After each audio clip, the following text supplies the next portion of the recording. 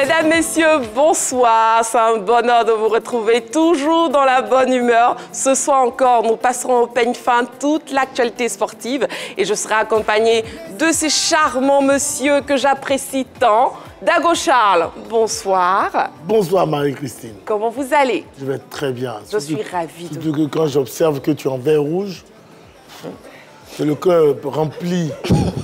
Dago Charles, je ne ferai pas de commentaires sur cette histoire de vert rouge. Henri Joël, oui, bonsoir. Le rouge, mais bon, c'est pas, je ne vais pas faire référence à ce à quoi Dago Charles pense. Je vais très bien. Oui. Et l'émission sera un trésor. Oh, comme la chanson, non? C'est bien. Et Ballot? Oui, bonsoir Marie-Christine. Lui, bonsoir, il est rouge, le maquet est rouge, comme on dit. De l'autre côté? Si, oui. Et du côté-ci? Du côté-ci, c'est vert.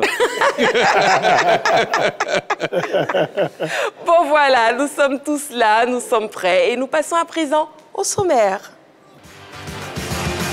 Sommaire. Au menu de la grande team ce soir, LGT News. Focus, Dimi Stéphane, membre du comité directeur de l'AFI, à savoir l'Association des footballeurs ivoiriens, est notre invité. Ligue 2, l'Africa maintient toujours la pression sur le CO Boisflé et Zoman FC après sa nouvelle victoire sur l'ASCO. On en parle dans notre actualité. Toute l'équipe de la grande team vous souhaite une bonne émission en compagnie de Marie-Christine Begré. Une question LGT ce soir, comme tous les soirs. Avec une nouvelle victoire et un match en moins, l'Africa est-il plus que jamais proche de la montée en Ligue 1? Le 27 21 59 93 99, 27 21 59 93 99 et aussi sur la page Facebook de la 3, nous aurons un plaisir de lire vos messages, vos commentaires. On débute tout de suite avec LGT News. LGT News. Basketball, N1, 15e journée. L'ASOA sans pitié pour l'Africa. Le championnat national de basketball N1 était à sa 15e journée samedi dernier au Palais des Sports de Trècheville. Le fait marquant chez les hommes est la cuisante défaite de l'Africa Sport d'Abidjan face à la société Omnisport de l'armée, 29-85. Une contre-performance qui enfonce l'Africa Sport, logé à la dernière place au classement. De son côté, la JCA leader avec 29 points a dicté sa loi à Azur 77-63. Les Warriors, pour leur part, se sont imposés devant BAT 56-50. L'ABC, dauphin avec 28 points, n'a eu aucune peine à battre le CSAT 89-56. La 16e journée chez les dames a vu la victoire de l'ASOA sur l'Indénié 79-40. Le CSA a dominé le GSPM 59-58. LGT News. Box, Gobé Alou va ouvrir son académie. À travers sa fondation, l'ancienne vedette de la boxe ivoirienne a décidé de créer une académie. L'annonce a été faite ce mardi à Cocody, Cité des Arts. Ce projet vise à promouvoir cette discipline à travers toute l'étendue du pays et partout en Afrique. Cette académie sera dotée de toutes les commodités fonctionnelles. Dans les prochains mois, des journées de sensibilisation en faveur des sportifs dans le cadre de la lutte contre le dopage seront organisées. 2 galas sont en vue du côté de Paris afin de récolter le maximum de fonds destinés à construire cette académie ultra moderne. LGT News. Intéressons-nous au handball. L'Africa et l'ASOA commencent bien. La première journée en retard du championnat national d'élite de handball s'est tenue le week-end dernier au Palais des Sports de Trècheville. Cette journée inaugurale de rattrapage a été l'occasion pour l'Africa et l'ASOA d'annoncer la couleur au titre de la saison 2023. Les Aiglones ont puisé dans leurs ressources pour venir à bout de Bandama 24-21. L'ASOA a été sans pitié pour l'AS Standard, largement battu 24-14. LGT News. Parlons du football à présent. Coupe de la Confédération CAF. Les Mimos sont rentrés à Abidjan. Après le match nul vierge obtenu en terre tunisienne face à l'US Monastir, dimanche dernier, la SEC Mimosa a regagné Abidjan. Hier nuit, les Mimos vont mettre à profit ces jours pour procéder au dernier réglage avant la manche retour prévue au stade de la Paix de Boaké le 30 avril prochain. Julien Chevalier et ses poulains espèrent ainsi se qualifier pour les demi-finales de la Coupe de la Confédération CAF. LGT News. Séminaire. La FIF et ses partenaires mettent en place un plan stratégique. C'est dans un hôtel UP proche de l'aéroport Félix Houphouët-Boigny que s'est tenu lundi dernier un séminaire présidé par le patron du football ivoirien, Yacine Idriss Diallo. Il avait à ses côtés l'ancien ministre des Sports, René Dibi, et le président dit de la fédération, l'ambassadeur Jacques Adouma. Il s'agissait pour le président de la FIF et ses partenaires, composés de dirigeants de clubs, des représentants des groupements d'intérêt, des journalistes, des médecins et autres juristes, de peaufiner un plan stratégique pour rehausser davantage l'image du football ivoirien. Ce plan sera finalisé le 16 mai prochain. On fait cet exercice aujourd'hui pour la mise en place d'un plan stratégique qui implique l'ensemble des personnes qui sont intéressées par l'écosystème. Et c'est une fois qu'on a fini ça, ce que nous allons sortir de nos travaux va être le fruit de la réflexion de tous les participants. Et ça ne sera plus un projet de programme, mais ce sera une vision stratégique qui sera déclinée dans l'intérêt de toutes les parties. LGT News. Tournons-nous vers la Fédération ivoirienne de Maracana et disciplines associées. Le calendrier des compétitions réaménagé. Les compétitions de la FIMADA ont connu un petit réaménagement en raison du calendrier électoral qui s'étend jusqu'au 2 septembre, date à laquelle les activités de la dite fédération devraient prendre fin. Ainsi, l'ensemble des compétitions se terminera le 29 juillet prochain. C'est ce qu'on peut retenir de la conférence de presse animée hier lundi au siège de la FIMADA par Siaka Sanogo, président de la commission compétition. Pour donner les grandes lignes du calendrier 2023, nous avons commencé nos compétitions le 11 mars dernier au Palais des Sports. Nous aurons la phase finale du championnat national les 27 et 28 mai prochains à Bangourou.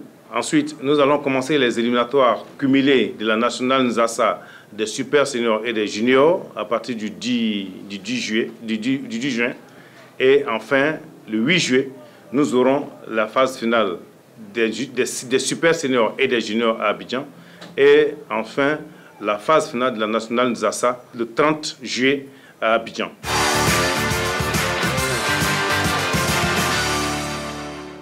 Voilà, un débrief de CNews s'impose. Je commencerai par vous, Balo. Mais Balo, avant de vous passer définitivement la balle, c'était la fête de Ramadan, non? Oui, mais pendant la fête de Ramadan, on mange du poulet. Donc, vous êtes une grande dame, vous avez l'habitude de manger du poulet. Donc, non, mais je n'ai pas mangé. Je vous attends pour la fête du mouton. J'espère, hein, très chers téléspectateurs, vous êtes témoins. Donc, je suis l'invité de Balo pour la fête de Tabaski. Donc, Balo, un mot sur la SEC Mimosa qui est de retour à Abidjan. Oui, de retour. Félicitations pour le contenu, pour le jeu produit. Je pense qu'ils sont en train de rééditer leur début des matchs de poule en ce qui concerne la production du jeu. C'est-à-dire que c'était une équipe qui avait la possession, qui dominait ses adversaires, mais qui avait des problèmes d'efficacité. Et là, ils sont en train de retomber dans leur travers. On espère que leur retour à Abidjan sera consacré à la recherche de l'efficacité, parce que c'est ce qui peut permettre à cette équipe de la SEC Mimosa de s'imposer. Sankara Karamoko, l'un des meilleurs buteurs ou l'un des meilleurs joueurs en ce qui concerne l'attaque de la SEC Mimosa, était absent pour cause des blessures, parce qu'il est sorti avec un petit pépin physique lors du match face au Sol FC. Donc on espère que Julien Chevalier l'a ménagé dans l'optique de ce match retour à Abidjan. On espère le voir dans la liste. Rien n'indique encore qu'il sera présent, mais on espère le voir pour qu'on ait plus d'efficacité devant, parce que ça manquait, on peut le dire, un garçon comme Zouma Richard qui a fait beaucoup d'efforts, mais au niveau de l'efficacité, qui n'a malheureusement pas pu s'imposer. D'accord. Henri Joël, un mot sur Gobé Alou? Oui, Gobé Alou qui veut ouvrir un grand centre dédié à la boxe en Côte d'Ivoire, je dirais que c'est une très très bonne nouvelle. Ça montre qu'il y a un regain de vitalité pour cette discipline du côté de la Côte d'Ivoire. Vous savez, récemment, nous avions quelques galas avec Youssouf qui était là, avec pas mal de boxeurs qui étaient présents en Côte d'Ivoire pour quand même permettre à cette discipline de revivre. Aujourd'hui, savoir que Gobé Alou, qui a été aussi une figure emblématique de cette discipline, veut doter de la Côte d'Ivoire d'un centre hyper équipé, dédié à la boxe, on pense que c'est une très bonne nouvelle. Il y a déjà le taekwondo qui a son centre à lui, ce grand centre entre la commune d'Adjamé et celle de Cocody. Et aujourd'hui, savoir que, bon voilà, peut-être dans quelques années, on aura aussi un centre dédié à la boxe, on ne peut que se féliciter. Maintenant, ce qui est un peu dommage, c'est qu'on a l'impression que, au-delà du fait que la fédération même prenne le taureau par les cornes en organisant certaines compétitions, en prenant certaines initiatives, on constate que c'est plutôt des initiatives privées qui se dégagent, notamment avec Jimmy Keita. J'ai parlé de Youssouf parce que c'est Jimmy Keita qui est le promoteur qui, depuis ces dernières années, permet à la boxe quand même au niveau de la Côte d'Ivoire de revivre. Voilà. Et aujourd'hui, on a Gobé Alou. C'est plutôt Jimmy Traoré. Jimmy Traoré, pas Jimmy Keita. Merci beaucoup. Aujourd'hui, c'est Gobé Alou qui s'envide dans la danse pour donner, je dirais, cette très belle figure à la boxe du côté de la Côte d'Ivoire. On va inviter aussi, la fédération à suivre ces initiatives privées-là afin de redonner de plus ample, je dirais, de redonner sur une grande échelle cette vitalité-là à la boxe, parce que dans les années passées, nous avons pu assister à de grands combats de boxe et cela a été l'initiative de la fédération. Aujourd'hui, c'est vrai, il y a une fédération qui existe, mais bon, voilà, on va essayer de... D'accord, Charles, vous désirez ajouter quelque chose justement? Oui, c'était juste pour encourager effectivement Gobé Alou de poursuivre sa lancée, parce que ce qu'il nous a dit ce matin était vraiment très intéressant. Le fait de vouloir ouvrir un grand centre académique pour tous ceux qui sont furieux de la boxe en Côte d'Ivoire et peut-être un peu partout en Afrique. C'était vraiment très intéressant. Moi, ce que je voudrais ajouter, c'est vraiment la confiance qu'il a placée en moi pour non seulement organiser la conférence de presse, mais il m'a donné le privilège de discuter au téléphone par WhatsApp avec Mike Tyson. Wow. Pour dire que, voilà, effectivement, ils sont un certain nombre de grands boxeurs d'origine africaine qui sont sur son projet, qui veulent vraiment l'accompagner à réussir cet événement-là. Donc, le premier lancement aura lieu en France, et puis en décembre 2023. Et puis, dans le même mois de décembre, il viendra à Abidjan pour le deuxième lancement à Abidjan. Et certainement, Mike Tyson a dit que certainement, il sera aux côtés de Gobé Alou pour effectivement l'appuyer, parce qu'ils savent tous que les vrais champions sont d'origine africaine. Et donc, c'est juste pour dire à Gobé Alou que, voilà, non seulement le monde du noble compte sur lui, mais nous, les sportifs, les consultants et autres, nous comptons sur lui pour pouvoir aller jusqu'au bout de son projet. D'accord. Voilà. Vous qui avez parlé à Mike Tyson, est-ce que vous lui avez dit que quand il vient à Abidjan, on aimerait bien le recevoir sur le plateau de la grande team? Bon, non, ça, je n'ai pas dit, mais je lui ai simplement dit que la Côte d'Ivoire est un pays de la boxe. Mais vous allez lui dire plus tard, parce qu'on peut le recevoir. C'est ça que j'aurai d'autres occasions. Je lui parlerai certainement de Christine Degré, bien entendu. Vous avez causé en anglais? Ah non, nous avons parlé en anglais quand même. Vous savez, non, mais quand même, fait 10 ans dans le golf, donc l'anglais n'a pas de secret pour moi. Poser la question. L'anglais n'a pas de secret pour moi. Au-delà de l'anglais, je vais jusqu'en espagnol. Ouh là là, ouh là là. Gracias. Merci. Il est bloqué. Non, il a dit gracias. Un carton jaune. Voilà. Il ne peut plus parler. Fin des débats. Fin des débats pour LGT News. On va passer à présent au focus. Le focus de ce soir, nous recevons M. Dimi Stéphane, membre du comité directeur de l'AFI, l'Association des footballeurs ivoiriens. On part pour focus.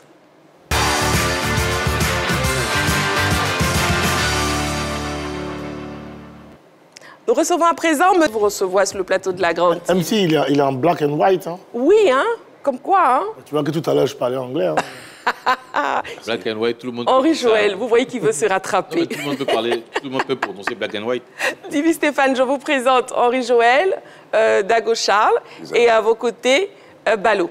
Oui, très Donc ravi. voilà, j'aimerais ajouter, avocat défenseur des footballeurs ivoiriens, l'AFI est en rupture de ban avec sa fêtière à l'international. L'association présidée par Cyril Domoro reste toutefois active sur le terrain et présente dans les instances de la FIFRE.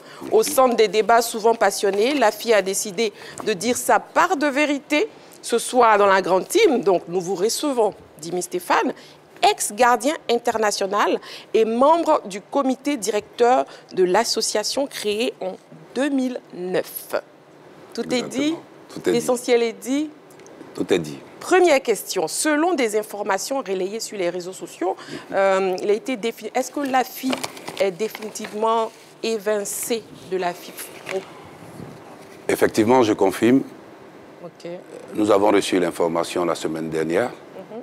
Et malheureusement, c'est l'information que l'AFI, de façon officielle, à travers une conférence de presse, devait annoncer. Mais comme vous venez de le dire tantôt, les réseaux sociaux l'ont annoncé bien avant l'AFI.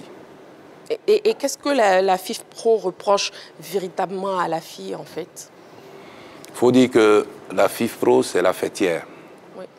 Et nous avons eu, pendant le processus électoral, la FIFPro avait reproché à l'AFI de n'avoir pas fait des assemblées générales. Okay. Voilà. Et ensuite, nous avons un des nôtres, en l'occurrence M. Didier Drogba, qui est un de nos présidents d'honneur, qui devait être candidat pour les élections. Ouais. Donc,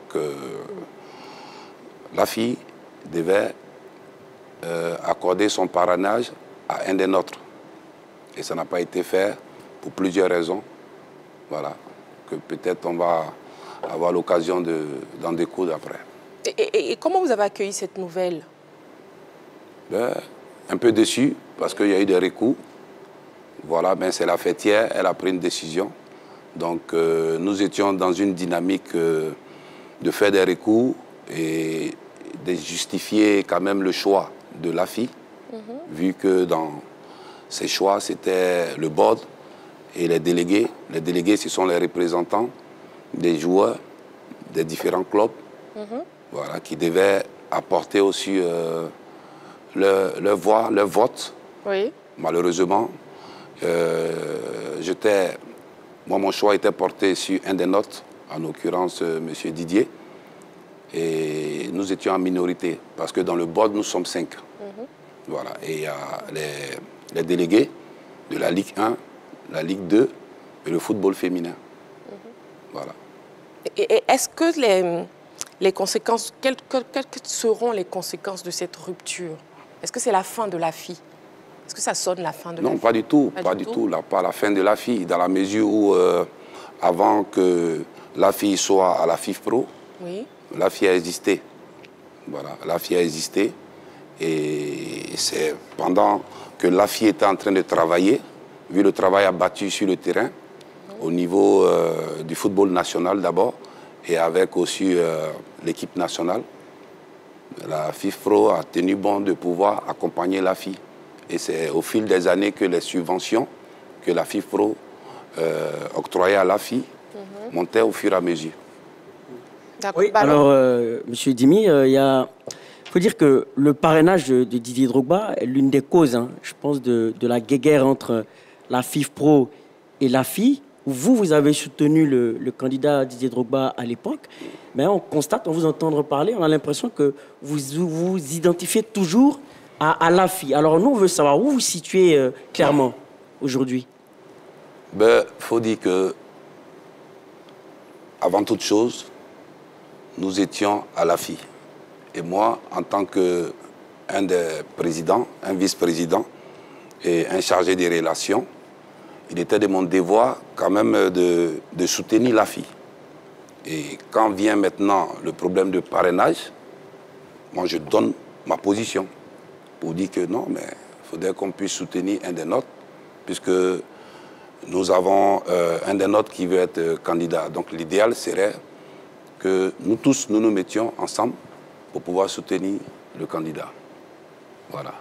Donc, je n'ai pas démissionné de l'AFI avant le processus électoral, pendant le processus électoral. D'accord, mais excusez-moi, mais certains auraient estimé qu'il serait de bonne loi, puisque vous avez soutenu Didier Drogba, que vous quittiez l'AFI. Alors pourquoi vous n'avez pas décidé de quitter l'AFI alors que finalement l'AFI est allée en contradiction avec ses textes, c'est-à-dire soutenir un des leurs? Il faut dire que Didier était et moi, nous sommes sur la même longueur d'onde. C'est-à-dire que l'information que vous venez de me donner, je pense que, quitte à lui de vous répondre, dans la mesure où nous sommes accordés pour que je puisse être à l'AFI, je n'ai pas démissionné. Et l'AFI Pro le sert. D'accord. Henri Joël, une question. Alors, vous avez confirmé le fait que l'AFI n'appartienne plus désormais à la FIF Pro. On sait que l'AFI, oui, au plan local, quand même peut gérer certaines situations. Mais à l'international, quelle est la marge de manœuvre maintenant de l'AFI? Est-ce que vous allez pouvoir fonctionner? Parce que quand je parle d'international, est-ce qu'aujourd'hui l'AFI peut être capable de gérer une situation d'un de ses membres qui est hors du pays? Effectivement, l'AFI peut gérer une situation des membres dans la mesure où, quand c'est à l'international, nous avons la FIF Pro, nous envoyons les dossiers à la FIF Pro. Voilà. Mais, étant sur le plan national, nous avons des dossiers hors de la Côte d'Ivoire que nous avons soumis à la fédération. Et la fédération a saisi la FIFA et la CAF. Donc désormais, c'est-à-dire vous ne pouvez plus passer par la FIF Pro pour régler un problème d'un de vos membres qui se retrouverait hors du pays. Bon, un exemple d'un pays et puis je vous dirai comment ça se passe. Par exemple, vous avez un membre qui peut-être est en Europe, un membre de l'AFI qui est en Europe, qui a des situations, qui a des difficultés et qui vous saisit, par exemple. Vu que vous n'appartenez plus à la FIF Pro, vous ne pouvez plus passer par la FIF Pro pour gérer ce... Parce que normalement, c'est ce qui se faisait dans le passé. Non, non. Quand il y a une situation, vous avisez la FIF Pro qui prend le relais en quelque sorte. En fait, vous n'avez plus de subvention de la FIF Pro maintenant. Donc, comment est-ce que... Avant d'arriver même à la subvention, l'intervention même de la FIF Pro. Il y a un processus qui est mis en place. Hein. Quand il s'agit d'un joueur, par exemple, qui évolue en Europe, je pense qu'il y a une association vers laquelle ce joueur se dirige.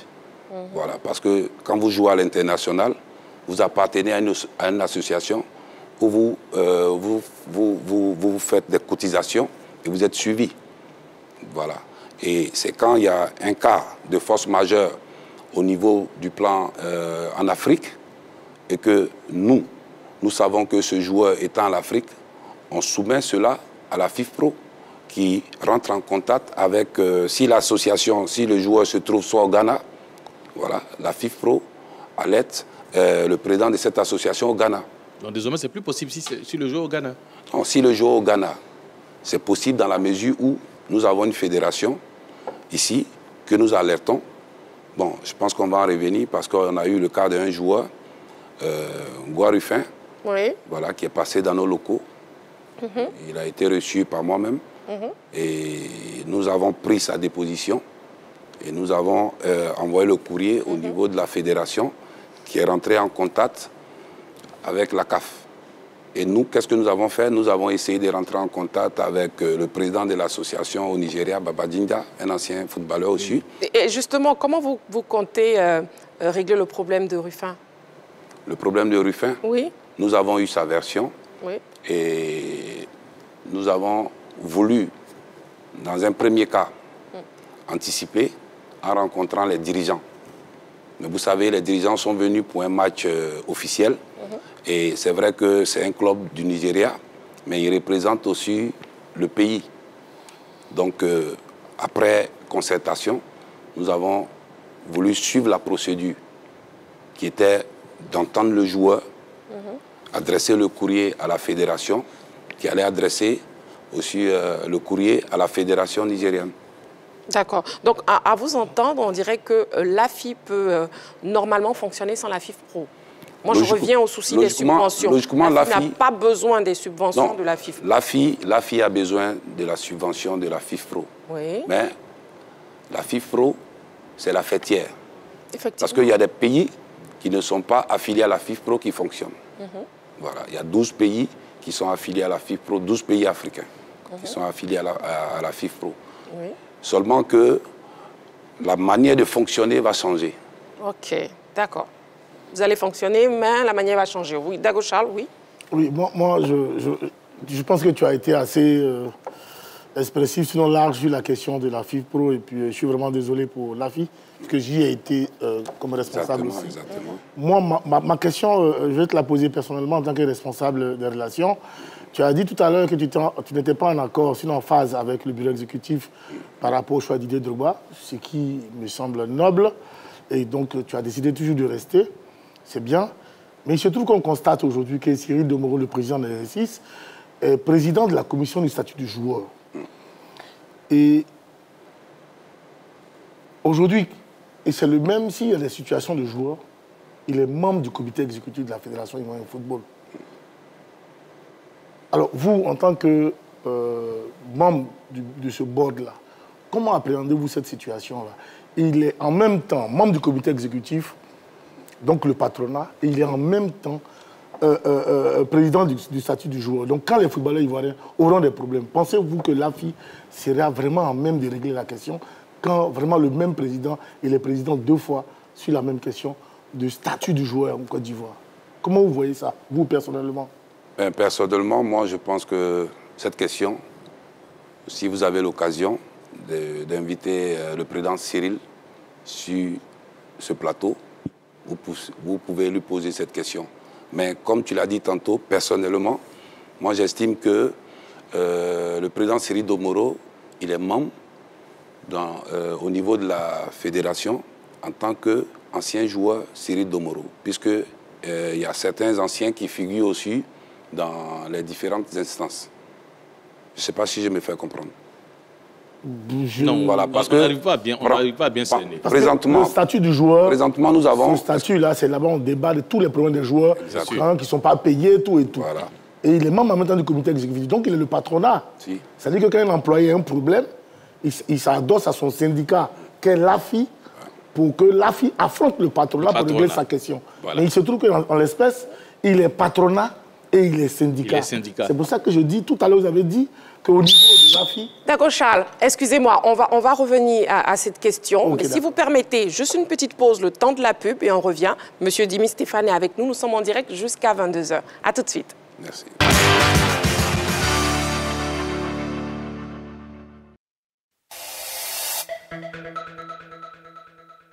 La 3 était là. Le compte-rendu des points les plus chauds de Babi. La 3 était là, de la conférence de presse au concert, retour sur la célébration des 25 ans de carrière du chanteur Onel Mala. La 3 était là, concert Onel Mala, à voir ce lundi 24 avril 2023 sur la 3 à 11h30. La 3, nous offrons 3 fois plus de musique.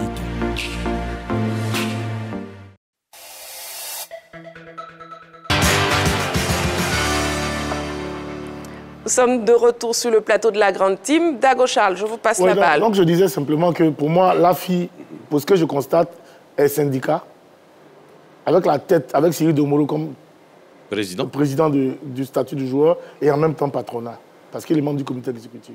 Vous, Stéphane Dimi, comment vous voyez ça? Parce que tout à l'heure, vous nous avez dit que par rapport à la situation qui a prévalu au niveau des élections, vous n'étiez pas d'accord avec le bureau, donc vous êtes parti pour Cyril, vous êtes parti pour Didier Drogba. Aujourd'hui, vous êtes sur le plateau. Comment vous voyez que vous soyez syndicat encore et puis vous soyez patronat? Qu'est-ce que vous dites de cela? Est-ce que c'est une situation qui est réduisante pour les footballeurs ivoiriens? Qu'est-ce que vous en dites? Est-ce que vous pensez que ça peut toujours fonctionner comme ça n'a pas fonctionné pour Didier Drogba avec votre board? Mais je pense que, en même temps que vous posez la question, vous venez de répondre. Parce que vous venez de me dire, est-ce que ça peut fonctionner? Pendant ce temps, il y a des dossiers, comme avant le début du championnat, il y avait 7 joueurs d'Adiaké qui devaient aller à l'Asie d'Abangrou. Et ce dossier-là a été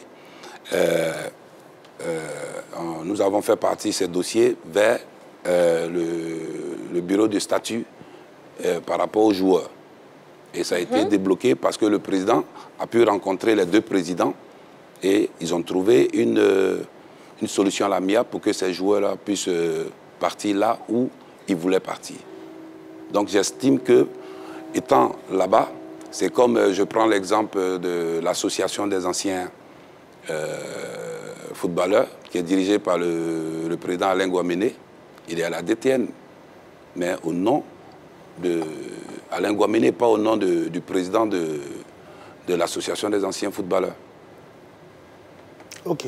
Ballot, oui. Oui, alors, en fait, juste rebondir sur la question de Dago Charles.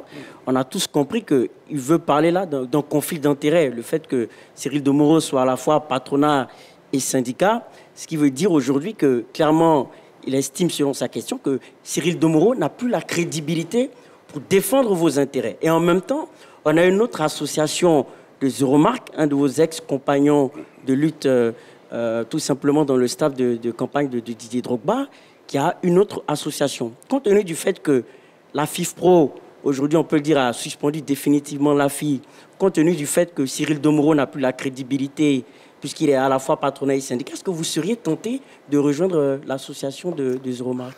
Non, pas du tout.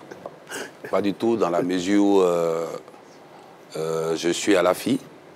Et étant à la FI, j'ai défendu les intérêts de notre président, en l'occurrence M. Didier Drogba. Et pendant les élections, j'ai exprimé aussi certains désirs. Donc aujourd'hui, le problème, ce n'est pas le président Cyril Domoro. C'est-à-dire que c'est toute une équipe qui est en place. Et les décisions, il ne les prend pas seul. Donc j'estime que pour ce qui est dans le cadre d'un litige, nous sommes à même quand même de défendre ce joueur jusqu'au bout. C'est pas Cyril Domoro, ou bien c'est pas le président Cyril Domoro qui doit décider du sort d'un joueur. C'est toute une équipe. Il est le président. Ça s'arrête là. Pour terminer, une dernière question, Henri Joël. Est-ce qu'il n'était pas, je dirais, peut-être préférable, voilà, je vais choisir ce mot-là, qu'il laisse la présidence de l'AFI à un autre pour mieux se consacrer à son nouveau poste au niveau du comité exécutif? Parce que là, on a tous posé la question, et Ballot l'a dit, il y a un conflit d'intérêts, parce qu'on ne peut pas être en même temps patron et syndicaliste, et président des syndicats. Est-ce qu'en interne, vous n'avez pas discuté de cela? Non, ça a été fait. Et même. Qu'est-ce qu'il a dit? Non, vous êtes. Moi, je pense que c'est à lui qu'il faut poser la question, sinon ça a été fait. Vous lui avez demandé de non, on ne peut pas lui demander, dans la mesure où on a organisé une AG élective. Et il n'y a pas eu de candidat. Parce que s'il démissionne, il n'y a pas de président. Donc, personne d'autre n'est présidentiable en dehors de lui? Non, en fait, il faudrait que... Mais est-ce que ça va forcément régler le problème, que ce soit Cyril Domoro qui soit à la tête ou une autre personne? Non, le problème, ce n'est pas la personne. Ouais. Le problème, c'est une association, c'est un syndicat. Et je pense que quand on a soumis à la FIFPro, si c'était le problème qui était Cyril Domoro, on pouvait reprendre les élections. Je ne sais pas si vous me suivez. Mais on a ouvert une candidature, il n'y a pas eu de candidat. Vous voyez, moi, mon souhait, c'était qu'on fédère et qu'on puisse avoir des candidats pour qu'on puisse rester dans cette même association et puis avoir notre président. Si c'est les délégués qui votent, en plus, il y a le board, il y a eu le toilettage des tests, tout ça. Donc, on pouvait profiter de ça et fédérer au lieu de créer notre association. Moi, c'est mon point de vue. D'accord. Monsieur Dimi Stéphane, un mot de fin? Le mot de fin, je tiens d'abord à vous dire merci. Et je voulais vous faire savoir que cette décision de la FIFPro, elle n'a pas été vraiment, vu tous les recours qui ont été faits, elle n'a pas vraiment été accueillie à bras ouverts de la part de l'AFI. Mais l'AFI continue de fonctionner et la FIFPro nous a dit aussi qu'on pouvait, comme on le dit, faire une nouvelle adhésion. Et partir sur... Parce que la FIFPro, c'est la fêtière. Quand elle vous dit, vous pouvez faire une autre adhésion, ça dit qu'elle va mettre des critères. Et c'est ces critères-là que nous, on doit respecter. Parce que tout ce qu'on fait, tout ce qu'on doit faire comme communication, c'est la FIFPro d'abord. Donc ça veut dire que la porte n'est pas totalement fermée. Non, c'est pas fermé. Okay. À la mesure où nous sommes toujours en contact. Oui. Voilà, nous sommes toujours en contact. Voilà. Seulement, nous, on a une manière de communiquer. C'est pas sur les réseaux sociaux. Ouais. Voilà. Et ça fait que aujourd'hui, nous avons posé des actions. Nous avons posé des actions qui sont sur la plateforme de l'AFI. Oui. Voilà. Mais je pense qu'il faut changer de stratégie en matière de communication pour que les gens aussi puissent savoir ce qu'on a fait. Très bien. Très bien. Merci beaucoup, M. Dimi Stéphane. Merci beaucoup pour votre présence sur le plateau de la Grande Team. C'était un plaisir de vous recevoir. Merci. Si vous nous prenez en marche, à présent, on passe à LGT News. LGT News. Basketball N1, 15e journée. La SOA sans pitié pour l'Africa. Le championnat national de basketball N1 était à sa 15e journée samedi dernier au Palais des Sports de Treichville. Le fait marquant chez les hommes est la cuisante défaite de l'Africa Sport d'Abidjan face à la société Omnisport de l'armée 29-85. Une contre-performance qui enfonce l'Africa Sport logé à la dernière place au classement. De son côté, la JCA leader avec 29 points a dicté sa loi à Azur 77-63. Les Warriors, pour leur part, se sont imposés devant BAT 56-50. L'ABC, dauphin avec 28 points, n'a eu aucune peine à battre le CSAT 89-56. La 16e journée chez les dames a vu la victoire de la SOA sur l'Indénié 79-40. Le CSA a dominé le GSPM 59-58. LGT News. Box. Gobé Alou va ouvrir son académie. À travers sa fondation, l'ancienne vedette de la boxe ivoirienne a décidé de créer une académie. L'annonce a été faite ce mardi à Cocody, Cité des Arts. Ce projet vise à promouvoir cette discipline à travers toute l'étendue du pays et partout en Afrique. Cette académie sera dotée de toutes les commodités fonctionnelles. Dans les prochains mois, des journées de sensibilisation en faveur des sportifs dans le cadre de la lutte contre le dopage seront organisées. 2 galas sont en vue du côté de Paris afin de récolter le maximum de fonds destinés à construire cette académie ultra moderne.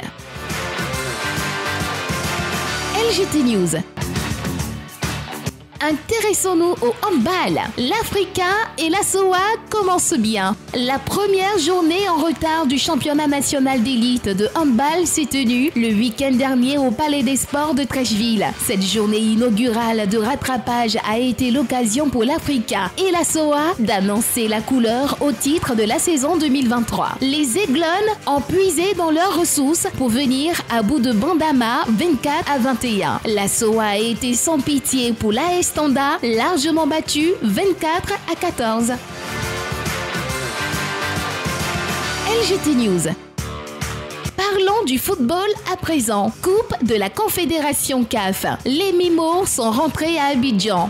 Après le match nul vierge obtenu en terre tunisienne face à l'US Monastir, dimanche dernier, la SEC Mimosa a regagné Abidjan hier nuit. Les Mimos vont mettre à profit ces jours pour procéder au dernier réglage avant la manche retour prévue au stade de la Paix de Boaké le 30 avril prochain. Julien Chevalier et ses poulains espèrent ainsi se qualifier pour les demi-finales de la Coupe de la Confédération CAF.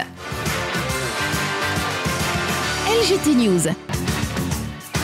Séminaire. La FIF et ses partenaires mettent en place un plan stratégique. C'est dans un hôtel UP proche de l'aéroport Félix Houphouët-Boigny que s'est tenu lundi dernier un séminaire présidé par le patron du football ivoirien, Yacine Idriss Diallo. Il avait à ses côtés l'ancien ministre des Sports, René Dibi, et le président dit de la fédération, l'ambassadeur Jacques Adouma. Il s'agissait pour le président de la FIF et ses partenaires, composés de dirigeants de clubs, des représentants des groupements d'intérêt, des journalistes, des médecins et autres juristes, de peaufiner un plan stratégique pour rehausser davantage l'image du football ivoirien. Ce plan sera finalisé le 16 mai prochain.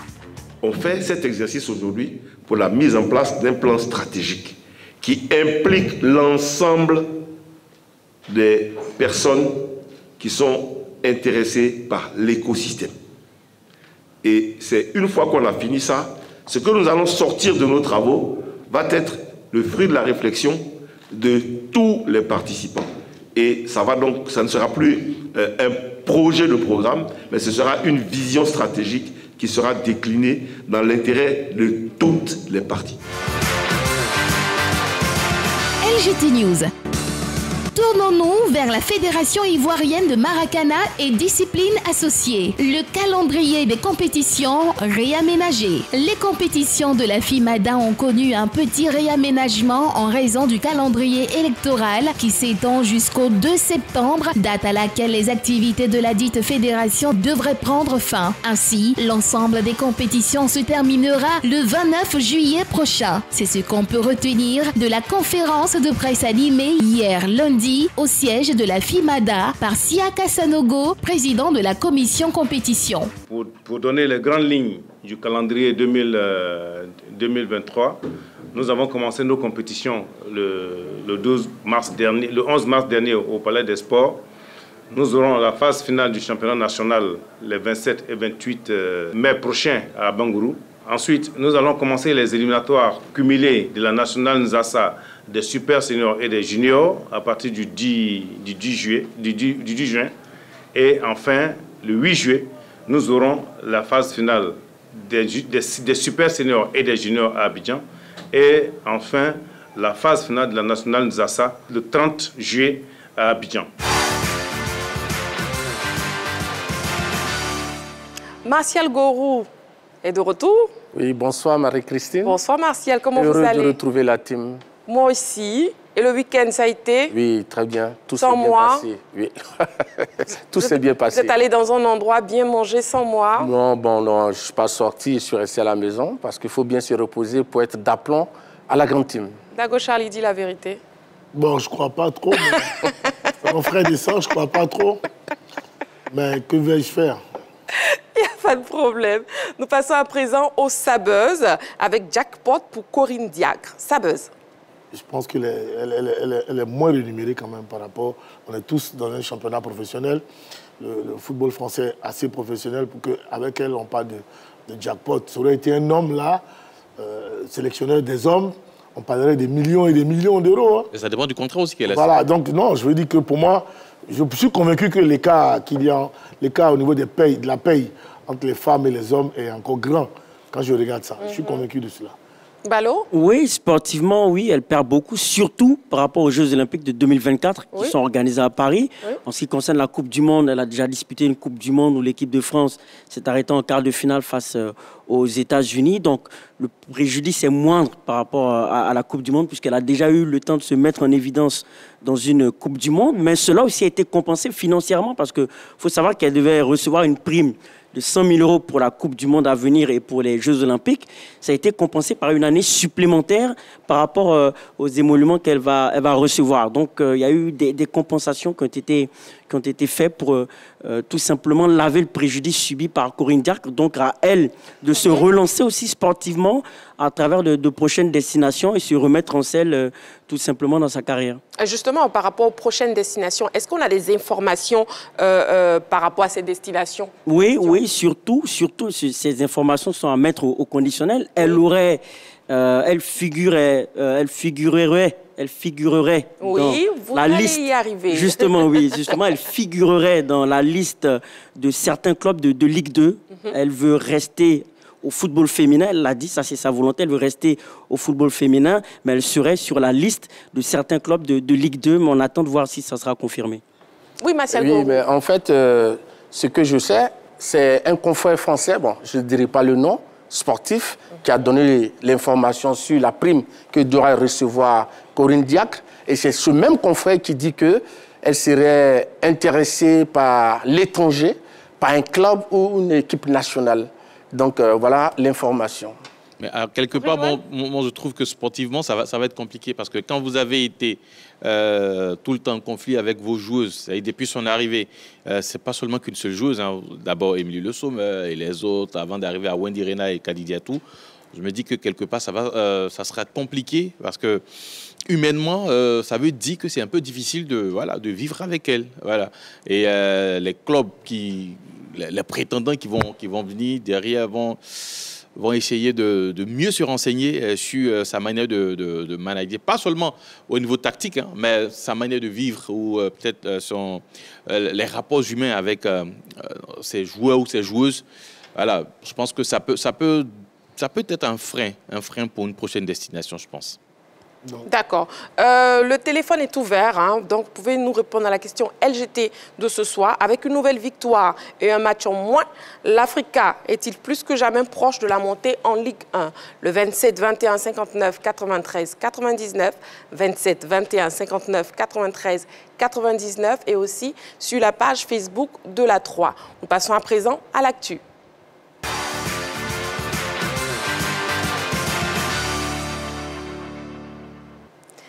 Statu quo dans le peloton de tête du groupe A au terme de la 22e journée de la Ligue 2. Les 3 leaders, à savoir Zoma FC, le CO Boisflé et l'Africa Sport, se sont imposés. Une situation qui met les Aiglons en position favorable dans l'optique de la montée en Ligue 1. Cette vidéo préparée par la rédaction nous fait le point. L'Africa Sport ne lâche rien dans la course à la montée, alors que les 2 leaders du groupe A, Zoma FC et le CO Boisflé, avaient creusé un petit écart en s'imposant face respectivement à l'ES Belgerville et le FIM. Les Verts et Rouges ont eu les nerfs solides pour venir à bout de l'ASC Roy-Gaillot 3-1.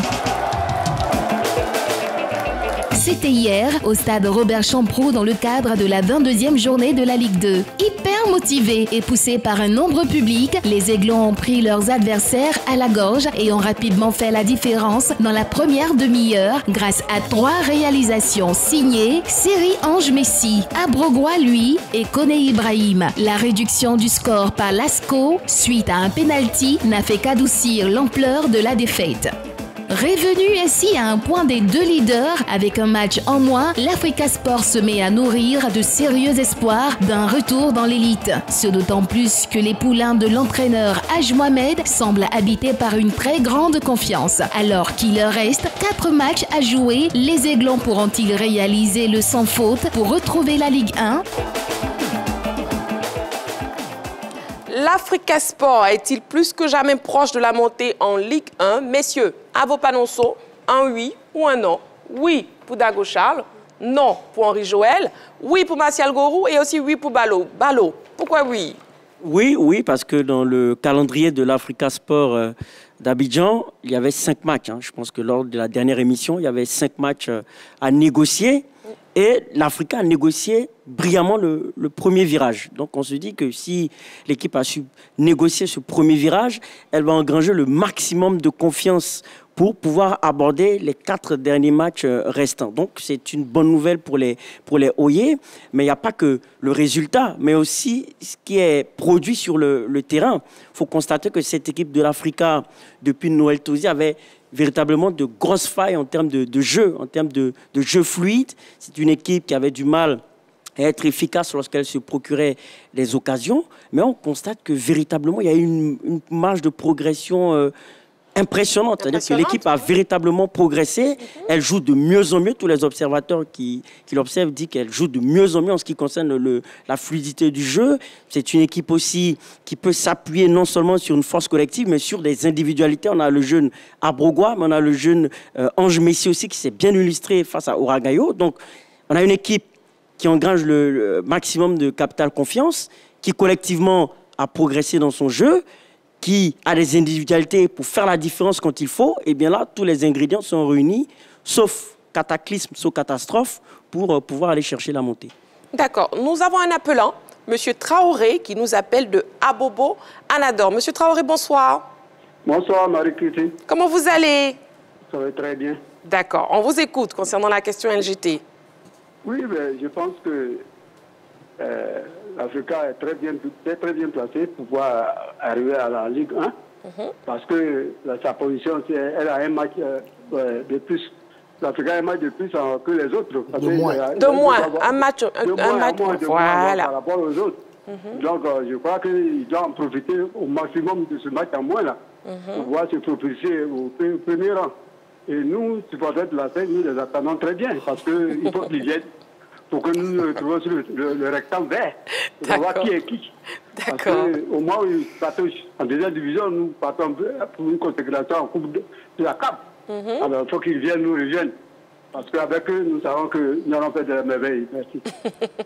Merci beaucoup, M. Traoré. Merci. Oui, Martial Gourou. Je pense que l'Africa est dans une phase ascendante. Oui, contrairement à la première phase du championnat où ils avaient des résultats irréguliers. Et on sait aujourd'hui que l'Africa a réalisé une série de 4 victoires face au Sio Boaflé, face au WAC, face à Boaké et face à l'As Oragayo. Contrairement à leurs adversaires, les Aiglons, contrairement aux adversaires des Aiglons, le Sio Boaflé et Zoman, qui sont des concurrents sérieux pour la montée, qui connaissent quand même quelques résultats en dents de scie. Et on parle ici de Zoman, qui a eu 3 nuls et 2 victoires, et le Sio Boaflé se retrouve à 2 victoires, 2 nuls et 1 défaite. Donc ça veut dire que l'Africa quand même est dans une phase où l'équipe se bonifie. Et maintenant, ce qu'il faut dire, l'appelant l'a dit, l'Africa a un match en moins. Ses adversaires, il leur reste 3 matchs, l'Africa, il reste 4 matchs à l'Africa. Donc je crois que c'est quand même un avantage favorable pour les Aiglons. OK. Sur la page Facebook, nous avons François Bobsi qui dit « L'Africa doit impérativement être en Ligue 1. Les Verts et Rouges ont leur destin en main. Je crois fortement en cette montée. Le match, pour moi, le plus important, le plus dur, reste celui contre Adiaké. Il gagne ce match. Il n'y aura plus d'obstacles. » Henri Joël, oui. Oui, l'Africain, en même temps que l'Africain est tout proche, l'Africain est encore très loin. Voilà, c'est vrai, l'Africain a un match en moins par rapport aux 2 équipes qui sont devant, mais l'Africa a un match à l'extérieur, c'est-à-dire à Djopé, et ensuite l'Africa jouera ses 3 autres matchs à Abidjan. L'Africa jouera contre l'équipe de l'ADFK. ADFK, qui, comme je l'ai dit, l'équipe d'Azopé, c'est une équipe difficile à jouer, et surtout la pelouse d'Azopé n'est pas du tout bonne. Semble-t-il que le match se jouera à Abidjan. Comment?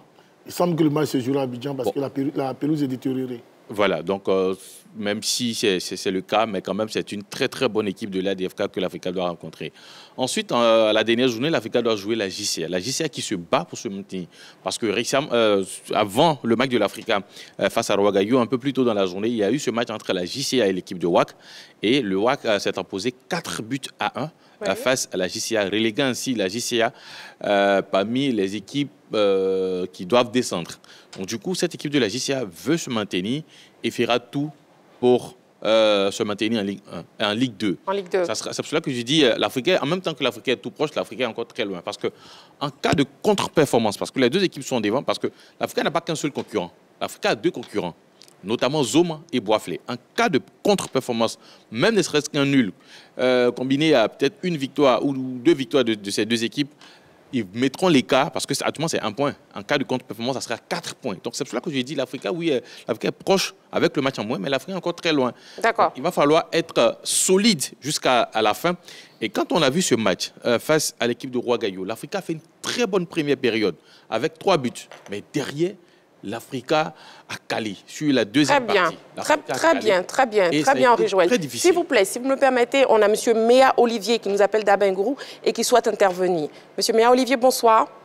Bonsoir, Christine, la grande Christine.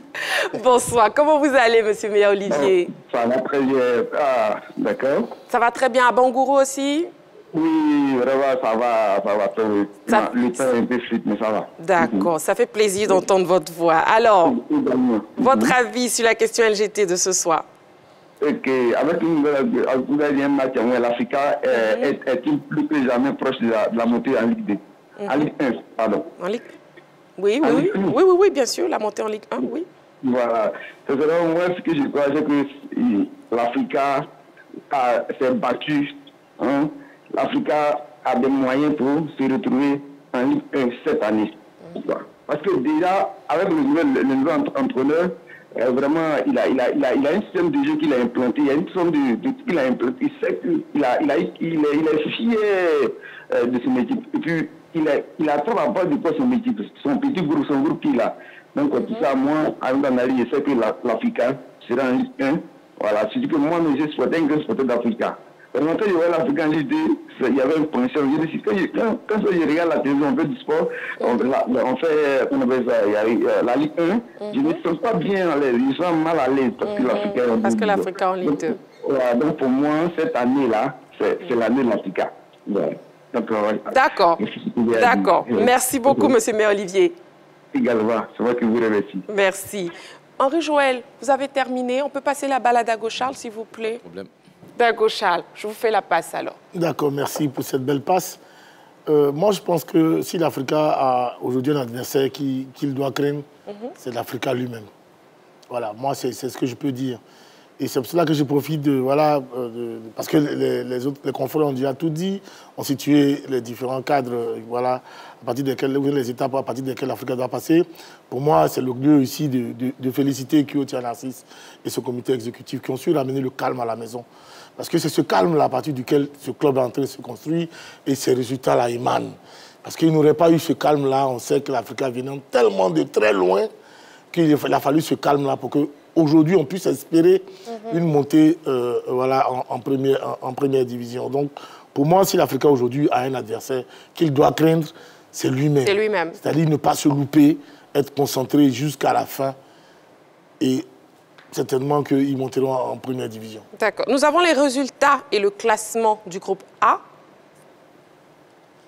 si la régie nous le permet. Ballot.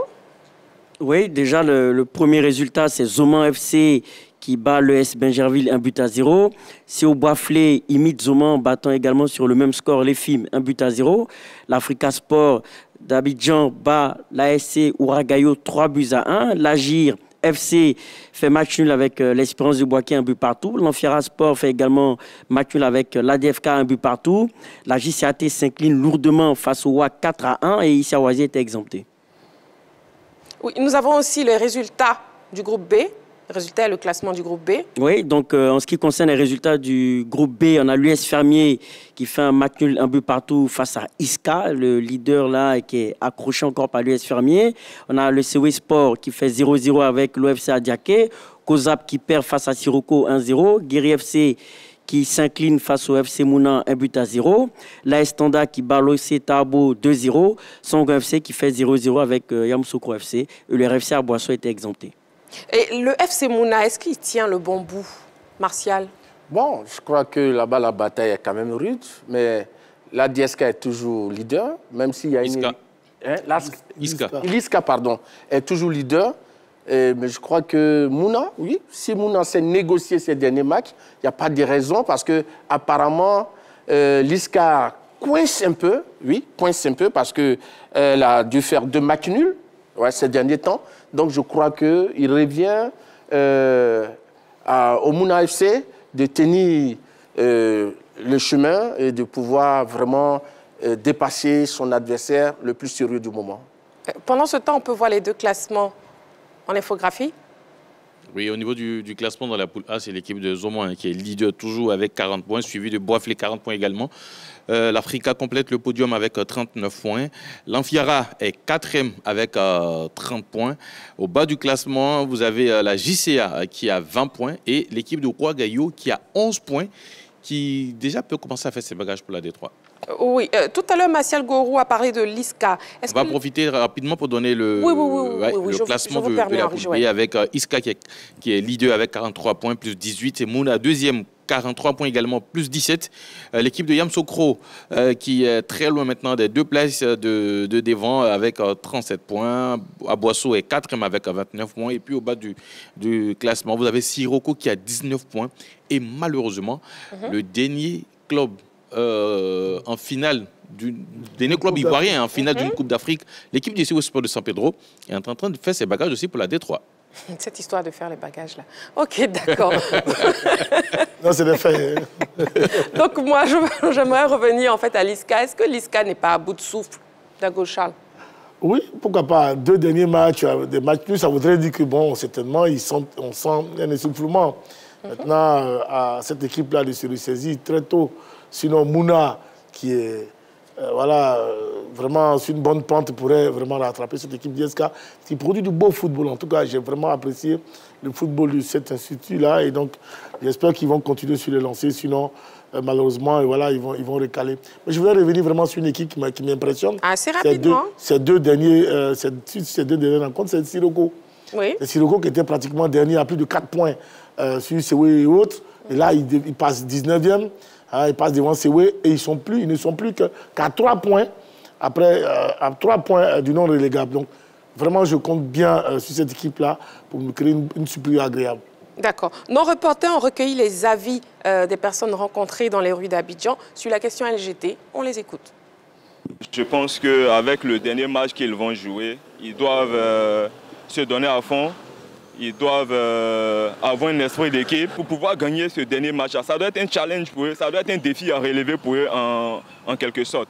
C'est un club qui rivalisait dans toute l'Afrique de l'Ouest. Hein. On espère pour l'Africa qu'ils reviennent au plus haut niveau de leur football et qu'on ait une rivalité enfin. En tout cas, pour la situation de l'Afrique actuellement, avec le match qui reste et le match en moins, c'est vrai, l'Afrique peut rebondir en première division, mais c'est avec beaucoup d'incertitudes. Je le dis parce que je suis africain. On paye cash aujourd'hui les frais de notre organisation depuis combien de saisons, 2-3 saisons, avec ces palabres inutiles. Mais aujourd'hui, avec ce que le président Kyoto Yanassi est en train de mettre en place, sinon qu'il a mis en place, je pense que c'est difficile, mais on peut remonter. Il faut y croire, c'est tout. Balou, un ajout? Oui, et surtout, c'est vrai qu'on a tendance à revenir sur le fait que l'Africa a un match en moins, mais ce match en moins, il faut le gagner. Hein. C'est un couteau à double tranchant d'avoir un match en moins. Si on le gagne, ça peut être un avantage, mais ça peut être aussi un match piège. Donc, il faut toujours rester sur le qui-vive du côté de l'Africa Sport d'Abidjan pour qu'on met certaines imperfections. Et encore, Henri Joël l'a dit, en seconde période, ils ont eu beaucoup d'occasions qu'ils n'ont pas su transformer. Donc, il faut gommer ce qu'il y a à gommer pour pouvoir encore se projeter. Quand on le dit, je ne veux pas décourager les supporters de l'Africa, mais ça s'est joué lors de la dernière saison face au Stade, à l'avant-dernière journée. Ça coince un tout petit peu, donc il faut rester encore vigilant et pouvoir accrocher le wagon. Martial Gourou. Oui, pour parler de l'ISCA, c'est vrai, vous avez posé la question, est-ce que cette équipe n'est pas à bout de souffle? Ça y ressemble parce qu'à un moment, l'équipe avait 5 points d'avance. Après, il y a eu 2 points d'avance. Aujourd'hui, l'ISCA a égalité avec Mouna FC. Donc, attention. Et ils ont ajouté rapidement qu'ils étaient leaders depuis la 7e journée. Donc, clairement, c'est un essoufflement. D'accord. On a M. Kwasi qui nous appelle de Divo. Oui, bonsoir, Marie-Christine. Bonsoir, M. Kwasi. Balou, bonsoir. Bonsoir, monsieur. Bonsoir, Martial. Bonsoir. Bonsoir, monsieur... Dago Charles. Dago Charles. Et bonsoir, Henri Joël. Vous allez citer tout le monde en même temps. Hein. Henri Joël, bonsoir. Il faut dire que... Oui. Bon, en tout cas, moi, je ne peux pas espérer facilement comme ça la montée de l'Africa. Parce que les 2 morceaux qui sont devant lui, en tout cas, sincèrement, ça ne serait pas facile que l'Africa monte en première division cette année. Il peut espérer la saison prochaine, ça ne sait rien. Mais on a bien s'y apprêter pour pouvoir jouer la Ligue 1 l'année prochaine. D'accord. Merci. Bonne émission. Merci. Merci beaucoup. Pas toi. Monsieur Dagochal, ça c'est pas des mots plaisants pour vous. Hein. Non, il ne me plaît pas du tout. Mais c'est en toute sportivité qu'il a dit. Je suis sûr que c'est un supporter de la SEC Mimosa et qu'il s'étonne que l'Africa soit à la porte de la Ligue 1. Voilà, détrompez-vous, nous serons là avec vous bientôt. D'accord, nous allons voir à présent le calendrier de l'Africa. Calendrier de l'Africa qui s'affiche. Oui, lors de la prochaine journée, l'Africa sera, comme je le disais, en déplacement du côté d'Agboville et d'Adzopé plutôt. Non, ça sera Abidjan finalement.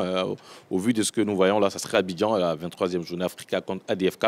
Ensuite, la 24e journée, l'Africa contre la très belle équipe de l'Amfiara. L'Africa jouera contre Agi de Guy Bérois. Et la dernière journée aussi, comme je le disais, l'Africa sera opposée à l'équipe de la JCAT lors de la 26e journée. L'Africa qui jouera pour son dernier match à Abidjan. Oui, bien sûr. Face à la JCA. Effectivement. Sur la page Facebook de la 3, nous avons Eduardo Akassa qui dit oui et non. Oui, si et seulement si l'Africa arrive à gagner tous ses matchs. Non, parce que les autres équipes comme Zoman et Boisflé vont se laisser faire. Dago Charles, vous pensez ne vont pas se laisser faire. Il voulait dire je crois qu'il voulait dire ne vont pas se laisser faire. Oui. Non, il a raison. Zoman ne va pas lâcher prise aussi facilement. C'est pareil aussi pour cette équipe de Boisflé. Ils y croient. Et donc, tant qu'ils vont gagner leur match, je pense que tout pourrait se jouer sur le match en moins de l'Africa, comme Balo l'a si bien signifié. Je pense que si Martial Gorou, qui est de Guibérois, veut bien que l'Africa monte en première division, bon, il saura ce qu'il faut faire. Voilà, c'est tout. Et donc, vous voulez qu'on demande aux joueurs de Guibérois de ne pas jouer au les joueurs de Guibérois vont se reposer. Juste une seconde, monsieur Martial Gorou, juste le temps de la pause et on revient tout de suite. N'est-ce pas? Vous me le permettez? Oui, tout à fait. C'est bien. On y va pour la pause.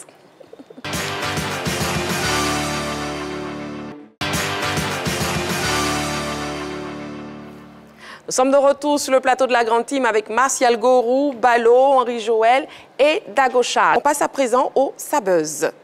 Sabuzz.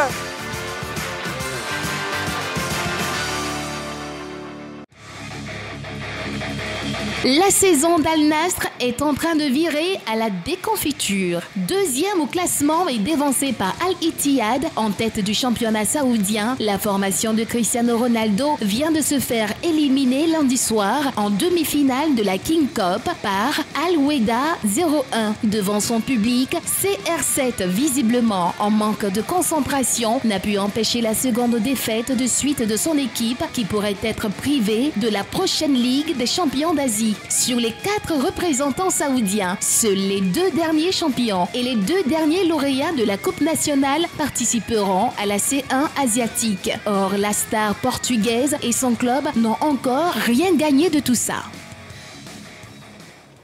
Vous l'avez deviné, hein, le deuxième sujet de Sabuzz, c'est Ronaldo, qui est en plein cauchemar en Arabie Saoudite. Messieurs, qu'est-ce qui explique cette situation, Dago Charles?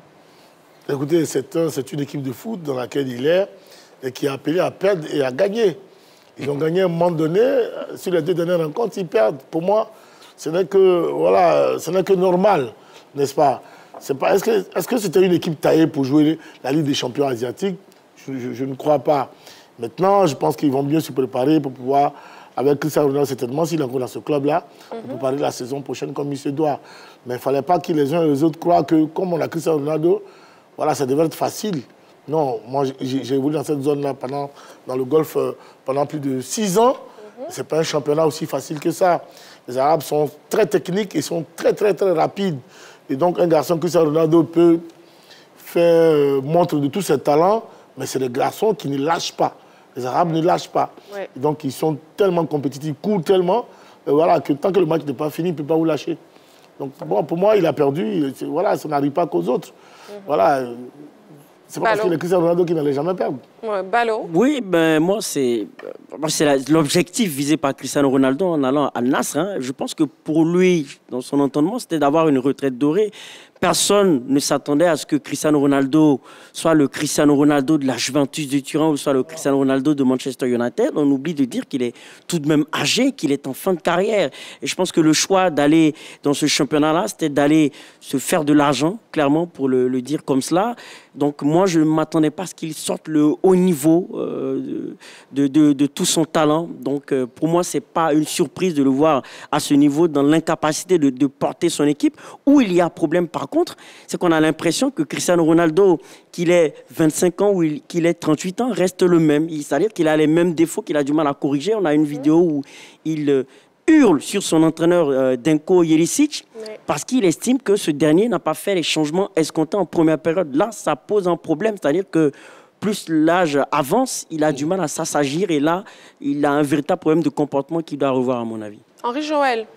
Alors, pour rester toujours dans la même logique que Balo, c'est que récemment, on a vu que l'entraîneur qui était là avant l'arrivée de Ronaldo, Rudy Garcia, a été remercié pour mésentente avec son vestiaire.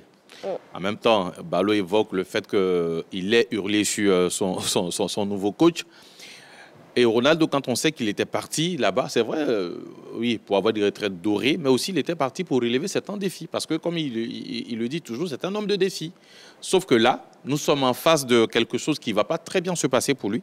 C'est-à-dire les défis qui se présentaient à lui, notamment la qualification pour la C1 au niveau de l'Asie. Pour l'instant, ce n'est pas assuré. Et quand on voit que ce n'est pas assuré, on se dit que le défi qui se présentait à lui, il ne pourra pas le relever.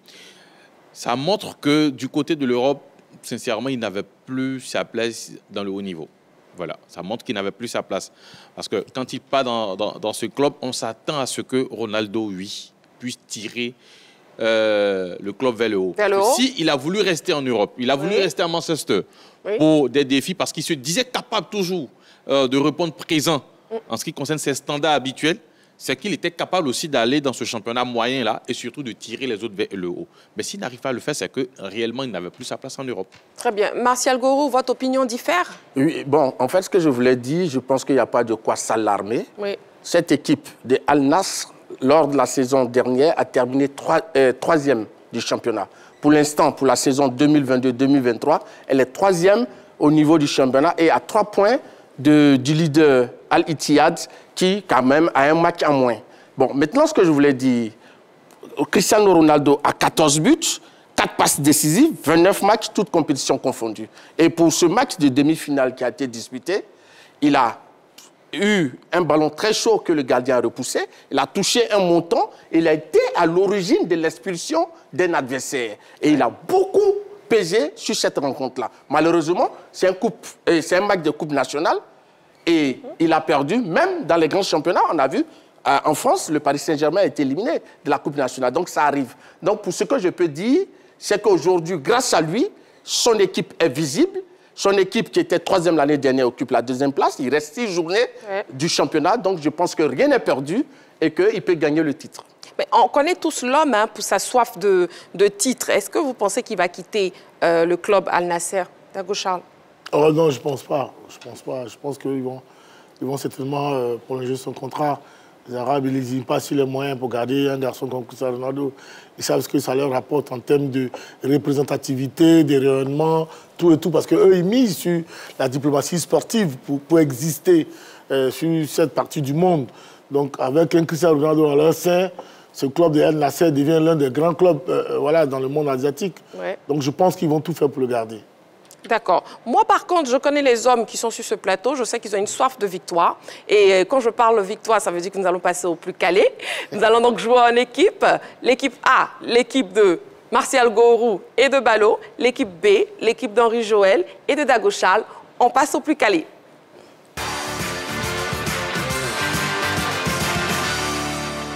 Le plus calé de ce soir. Oh, c'est ce qu'il faut tout le temps et puis ils perdent là. Messieurs, vous écoutez les questions. Martial Gourou, si vous perdez ce soir, c'est moi-même qui vais me moquer de vous. Actualité sportive. Première question. Quelle équipe est actuellement lanterne rouge de la Ligue 1 ivoirienne? A. CO Korogo. B. ES Bafing. C. Asie. A, B ou C? Équipe A. Fais vite. Équipe A, réponse A. Équipe B, réponse B. L'Asie d'Abengourou est actuellement 16e au classement de la Ligue 1. C'est l'Asie d'Abengourou, donc c'est la réponse C. 16e au classement de la Ligue 1, à égalité de points avec l'ES Bafing, mais avec une moins bonne attaque. Deuxième question. Quel est le record de demi-finale de la Ligue des Champions détenu par le Real de Madrid? A. 32. B. 33. C. 34. Quel est le record de demi-finale de Ligue des Champions détenu par le Real de Madrid? 32, 33, 34. Équipe B, réponse C. Équipe A, réponse A. C'est la réponse A, 32, effectivement. Face à Manchester City, le Real Madrid disputera la 32e demi-finale de son histoire en Ligue des Champions. Troisième question. Ça va pour l'instant, messieurs? Oui, ça va. Ah, tu ne peux dire que ça. Je continue. Combien de médailles ont été remportées par la Côte d'Ivoire au meeting d'athlétisme des 5 nations au Ghana?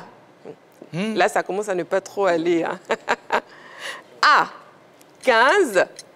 B, 17. C, 19. Combien de médailles ont été remportées par la Côte d'Ivoire au meeting d'athlétisme des 5 nations au Ghana? 15, 17 ou 19? Équipe B. Réponse B. Équipe A. Réponse B. C'est la réponse C. 19. Au meeting d'athlétisme des 5 nations tenues au Ghana, la délégation ivoirienne a glané 19 médailles, dont 4 en or, 5 argent et 10 bronze. 4e question. Martial n'est même pas avec nous. Hein. Pourquoi? Il est à fond, là. Il est à fond. Martial, on s'accroche toujours. Oui. Prochaine question. 4e question. Quel a été le score du match USM Alger AS FAR en quart de finale aller de la Coupe de la Confédération CAF? A, 1-1. B, 2-0. C, 1-0. Et qui est 1-1, 2-0 ou 1-0? Allez. Équipe A. Équipe A, la réponse. Réponse A.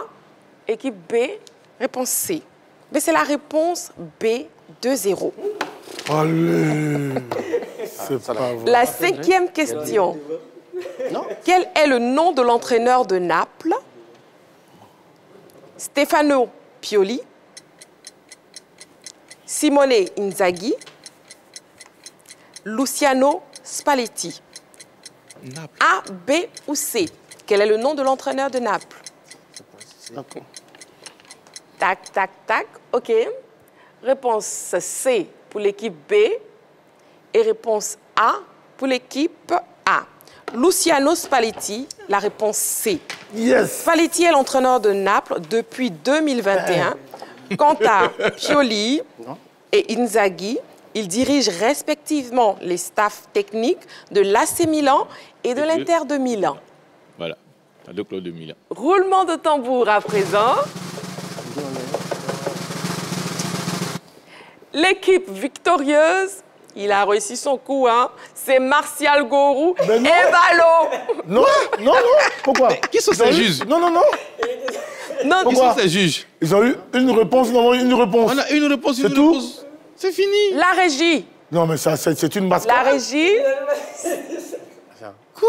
Voilà. Donc, Ballot et Martial Gorou ont effectivement remporté ce soir. Quelle réponse, MC? Il faut la demander. Nous sommes 1-1. Carton jaune, messieurs. Non, je veux le rouge. Carton jaune. Je veux nous protestant.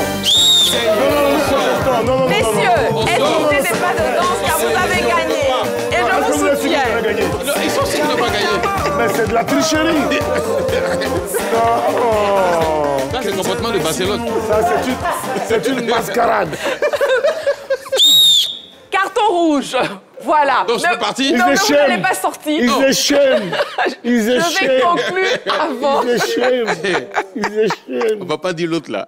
Vous voyez comment je souffre avec ces messieurs, chers téléspectateurs. Non, ça, on ne peut pas accepter ça. C'est pas possible. C'est pas bien grave. C'est la fin de notre émission. On se retrouve demain à 20h30, encore en direct sur la 3. D'ici là, prenez soin de vous et faites toujours du sport.